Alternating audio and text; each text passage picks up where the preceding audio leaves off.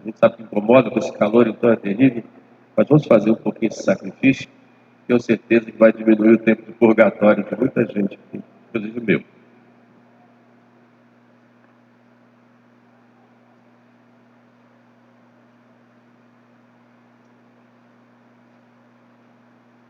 Podem sentar um pouquinho, por favor.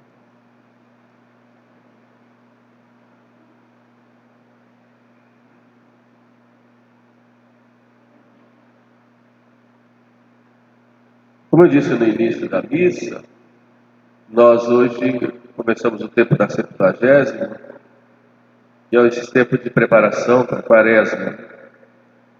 E começa hoje com o chamado de Deus a cada um de nós. Por isso Cristo nos conta a parábola dos operários da vinha, que tem um sentido, primeiro, sentido geral, histórico.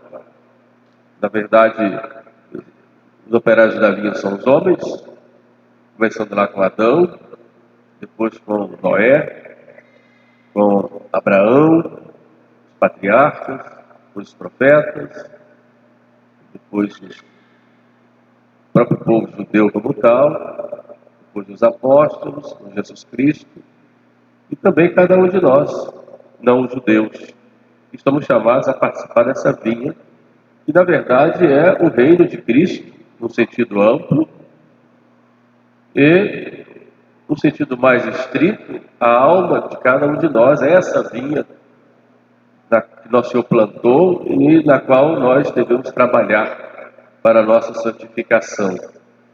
Santa Maria Madalena de Pazzi, ela interpretava a vinha como a alma e como um chamado constante, ou seja, Deus não só nos chamou, cada um numa época da sua história, quando criança, nascendo de uma família católica, por exemplo, como jovem, como já adulto, como pessoa já casada, ou mesmo na vida já da velhice, e assim Deus vai chamando a cada um e dando a cada um tarefas dentro dessa vinha, como também Deus, mesmo os chamados, durante a própria vida do chamado, e aí já é cada um de nós, durante a própria fase da nossa vida espiritual, nós já vamos sendo chamados por Deus continuamente para uma conversão interior maior e para uma união com Deus maior.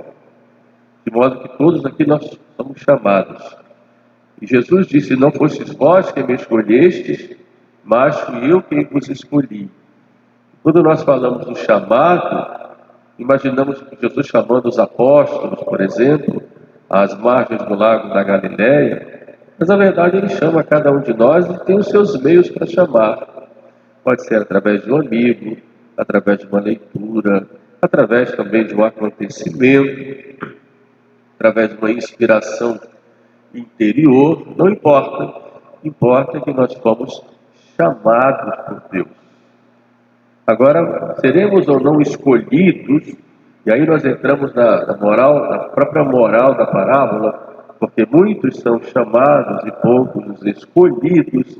Esse ser escolhido aí não diz respeito só a Deus, mas diz respeito também à nossa resposta ao chamado de Deus. E o chamado de Deus para cada um de nós é um chamado à perfeição, à santificação da nossa alma e um chamado a um trabalho na vinha, que é a igreja.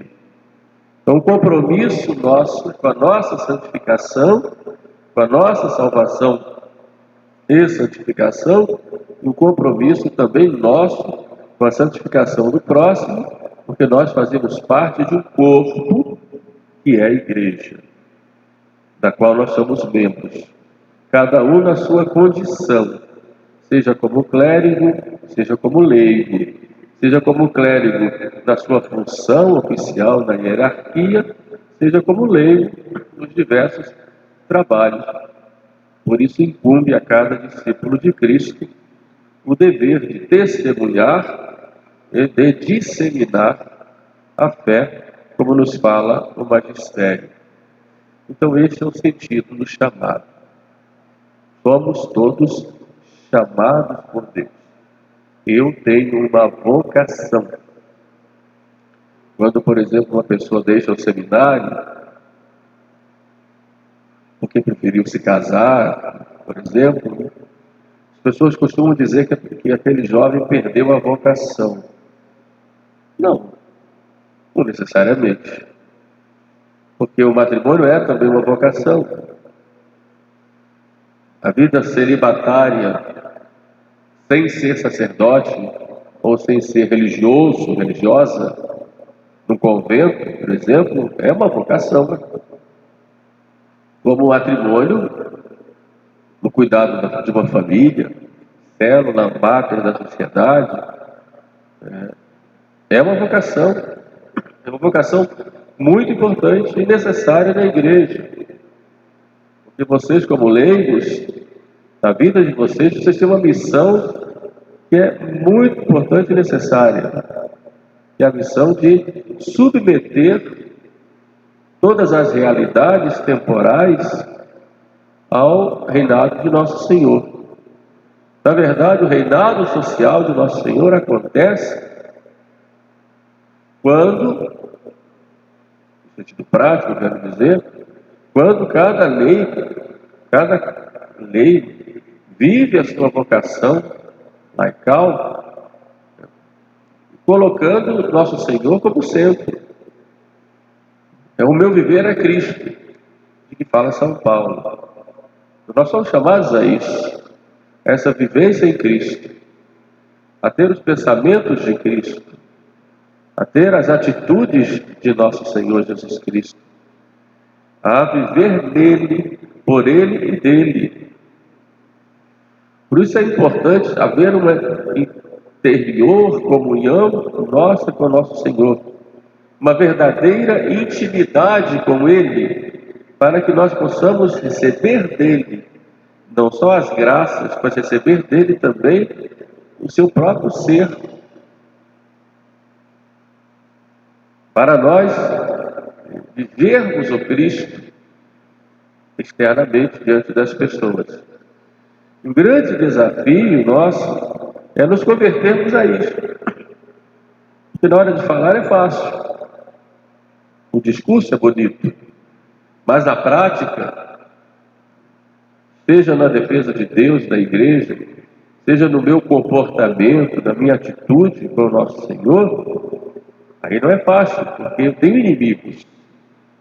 E tenho que lutar contra eles.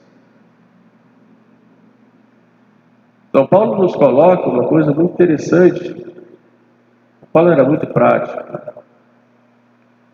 Todos correm no estádio, mas um só recebe o prêmio. Compara lá aos jogos que havia, sobretudo na Grécia, cultura grega. Eu corro também, mas não corro ao acaso. Eu luto também, mas não ao acaso. Eu jogo a lança, mas não como quem esgrime o ar por acaso. Eu tenho um objetivo, e é servir a Deus, viver em Deus. Mas ele tem consciência de suas fraquezas. Se nós olharmos, e foi São Paulo, quantas graças ele recebeu, apesar dos seus sofrimentos e das suas dificuldades, quantas graças, naufragou várias vezes, sofreu perseguições, foi preso, maltratado, caluniado, inclusive pelos irmãos, pelos próprios cristãos. Mas Deus deu para ele a graça dele ser arrebatado. Ele conta lá na Epístola aos Coríntios, ao terceiro céu, e contemplou coisas que nenhum ser humano consegue descrever, ele fala. Mas também foi um homem de luta contra ele mesmo, contra o pecado, contra a sua concupiscência. E ele fala com Cristo, nosso Senhor, vamos ler isso um desses domingos aí. Ele fala que tem um demônio que me esbofeteia. Ninguém sabe exatamente que demônio era esse, o que significava isso. Mas há um demônio que me esbofeteia, para que eu não me soberbecesse por causa das visões. Há esse demônio que me esbofeteia. Os exegetas discutem que demônio seria esse, ou que alguns dizem que ele tinha sofrido de epilepsia, outros que seria um pecado da carne, ou perseguições. Não é claro? Conhecemos um grande especialista em São Paulo, e perguntamos a ele, seria isso? Ele disse, olha, quando eu chegar no céu e me encontrar com São Paulo, vai ser a primeira coisa que eu vou perguntar para ele, que demônio era esse? Mas o fato é que mas ele diz a razão, para que eu não fique orgulhoso, não me sinta soberbo, não me ache melhor que os outros, não me encha de vaidade, porque a vaidade derruba muitos. Nós somos muito vaidosos. O que eu tenho, graças a Deus, eu tenho muitas coisas, conheço muitas coisas, sei de muitas coisas, enquanto outros não sabem. Nos colocamos muitas vezes como católicos de primeira classe, e os outros, coitadinhos, não. Isso é soberba, isso é orgulho.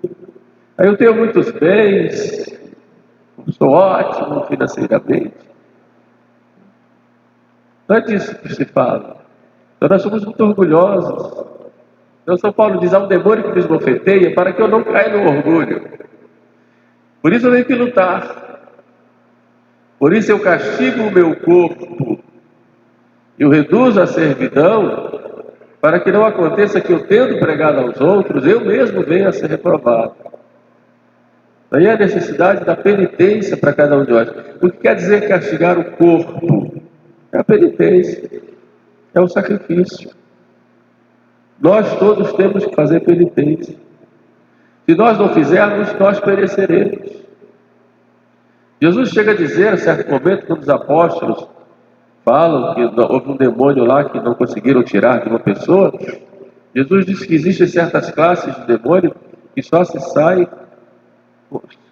da pessoa, que só se vence com jejum e oração. Portanto, nós precisamos fazer penitência.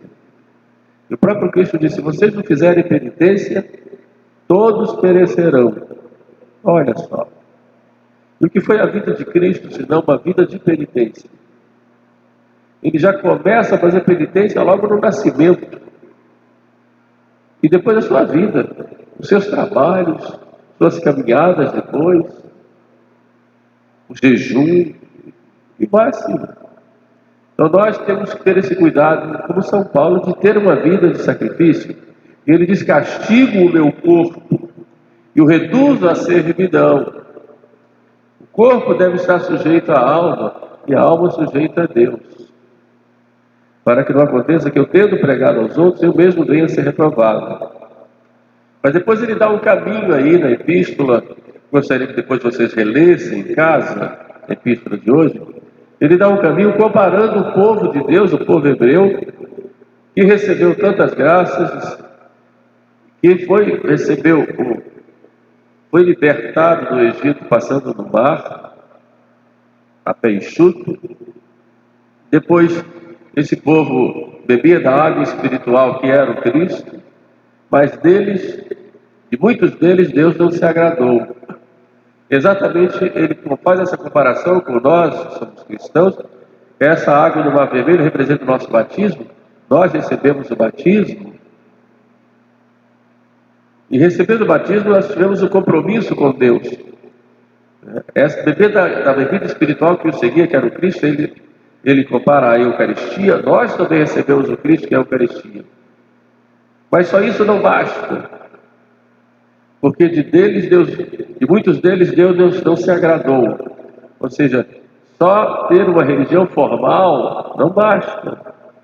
Eu sou batizado, confesso e comungo, ótimo, muito bem. Mas e a minha vida no dia a dia? Eu correspondo às graças que eu recebi lá naquele dia na igreja? Quando eu confessei e quando eu recebi a Eucaristia, quando eu comunguei? Aí, mais uma vez, voltamos à necessidade da penitência. O castigo o meu corpo e o reduz à servidão. Na parábola de hoje, tem várias interpretações, tudo na mesma linha. Nosso Senhor nos ensina algumas coisas, além do chamado. Diz com relação ao prêmio. Qual foi o salário que ele ajustou, que o pai ajustou com os primeiros chamados? Um denário. O denário era uma moeda de prata, que era o salário próprio para um dia de trabalho. Mas era também o suficiente para uma família se manter num dia. Aí nós vemos em Jesus falar desse pai, que é Deus, desses operários que somos nós, mas falar exatamente que Deus, ele é justo e é misericordioso. E tudo que ele dá de graça. Aos primeiros do dia, ele paga o salário justo conforme combinado, não o denário. É lógico que esse salário aí é o céu, é bem claro isso. E Deus nos promete a vida eterna. E o céu é para todos. É justo porque ele combinou um salário, mas como ele dá tudo de graça, mesmo sendo justo, a alguns ele manifesta mais a misericórdia do que a justiça. Àqueles operários da última hora, ele abre assim as portas, digamos, da sua misericórdia. Deus é justo porque dá a cada um aquilo que lhe é devido. É lógico que essa justiça não é comutativa. Deus não nos deve nada. Mas em vista dos merecimentos de seu Filho Jesus, ele nos dá, querendo de nós alguma atitude. Por isso não podemos cobrar de Deus. Eu te dou, o Senhor me dá. Essa era a mentalidade judaica. Que é a mentalidade que os protestantes herdaram hoje, em grande maioria. Os protestantes têm, devido a essa ligação com Lutero, essa ideia de um comércio com Deus. Não é o nosso caso. Nós olhamos mais a misericórdia do que a justiça de Deus. Deus é misericordioso porque dá livremente, segundo a sua vontade. E ele expressa isso lá quando diz, o pai diz, eu não posso dar do que é meu a quem eu quiser, eu dou para ele que trabalhou só uma hora. E essa misericórdia de Deus se exerce em vista também da própria necessidade. Porque aquele que trabalhou uma hora precisava para manter a sua família, tanto quanto aquele que trabalhou o dia inteiro. Então, para uns, Deus exerce a sua justiça, para outros, a misericórdia. É claro que misericórdia e justiça vão estar sempre juntos, porque estão unidas à própria justiça divina, aplacada pelo sangue de Jesus. Mas, de qualquer forma, ele exerce a misericórdia. A alguns mais do que aos outros. E o que nós buscamos, exatamente, salário, são os bens necessários para a nossa vida na terra, são os necessários, porque aquilo que é mais do que necessário não é nosso, é dos pobres, como diziam os santos padres, São Agostinho, São João Crisóstomo, mas, Santo Ambrósio também, mas não só os bens necessários para a vida na terra, mas também, o que é mais importante, a vida eterna. Por isso Cristo promete, quem deixou tudo para me seguir terá um centro nesta vida e a eternidade, que é o que importa. Muitos são chamados, poucos são os escolhidos. Os meios para sermos escolhidos eu acabei de explicar para vocês. Mas deve ser uma constante. Devemos ser constantes. Perseverar sempre. E nós não vamos nunca perseverar sem a graça de Deus. Por outro lado, não podemos ficar olhando para os nossos irmãos, julgando uns aos outros, as graças que Deus deu para os outros, porque Deus sabe que o que é a cada um devido, por justiça, por misericórdia. Nós vemos, por exemplo, muita gente prosperar materialmente, e há essa tentação de dizer, puxa, ele prosperou e eu não. Deixa que Deus sabe por quê. Ou por justiça ou por misericórdia. Deixa que Deus sabe. Não é o sucesso aqui na terra que mostra se a pessoa é abençoada por Deus ou não. A mentalidade cristã não é assim. Por isso não murmuremos. Não alimentemos sentimento de inveja. Confiemos e nos entreguemos a Deus, fazendo a nossa parte, trabalhando em sua vinha. E é o que importa. E o salário vai ser para todos. Se tiverem sua graça, no céu. Um denário para cada um, que é o céu. É lógico que a honra no céu, a glória vai ser diversa, de acordo com os merecimentos. Mas aí já é uma outra coisa que podemos tratar em uma outra ocasião. Então, chamados por Deus, somos todos, e sejamos também escolhidos por Deus. Louvado seja nosso Senhor Jesus Cristo. Vamos agora então de pé, peguem aí o texto do credo e vamos entoar juntos.